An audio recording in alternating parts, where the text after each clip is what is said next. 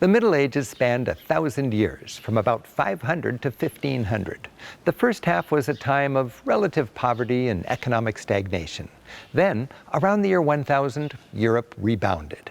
That story, its turmoil and triumphs, is reflected in the magnificent art and architecture of the age. We start after the fall of Rome, as the flickering flame of civilization was kept alive in monasteries and in fortress-like churches. We'll see how Europe was invigorated by neighbors on the fringes, from Christian Byzantium to Islamic Spain to the pagan Vikings of the north. Then we step into the High Middle Ages, marveling at formidable castles, radiant Gothic cathedrals, and art that both dazzled the faithful and celebrated secular life, as Europeans approached the dawn of a new age.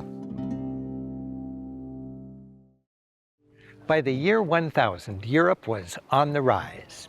Entering a period called the High Middle Ages, it was a time of growing innovation, trade, and travel. Christianity was dominant, and people celebrated their faith by building great structures. The imposing Romanesque style was eventually eclipsed by an even grander style, Gothic. Gothic was an architectural leap forward, with taller and taller churches reaching for the heavens and filled with more and more light. Fueled by their faith, Europeans built towering cathedrals to the glory of God.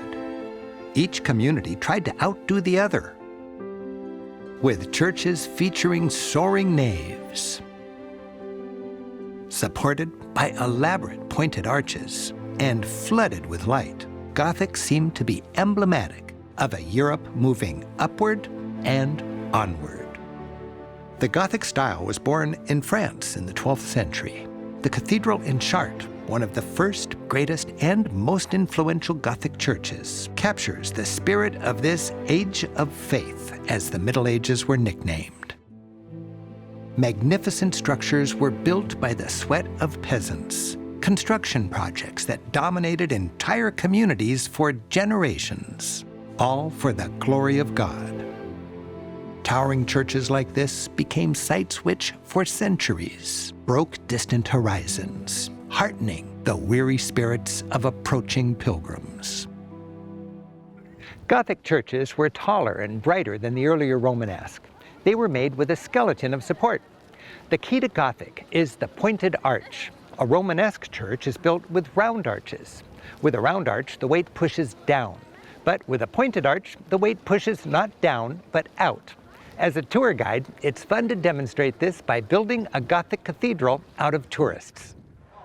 You start with 6 columns. These will support the roof with ribs, ignore the elbows, coming together with pointed arches. The key to Gothic is the pointed arch. A Romanesque church is built with round arches. With a round arch, the weight sits squarely on the wall, and it needs to be thick and strong. If a round arch collapses, it falls down. But if you point the arches, suddenly the weight of the roof pushes not down, but out.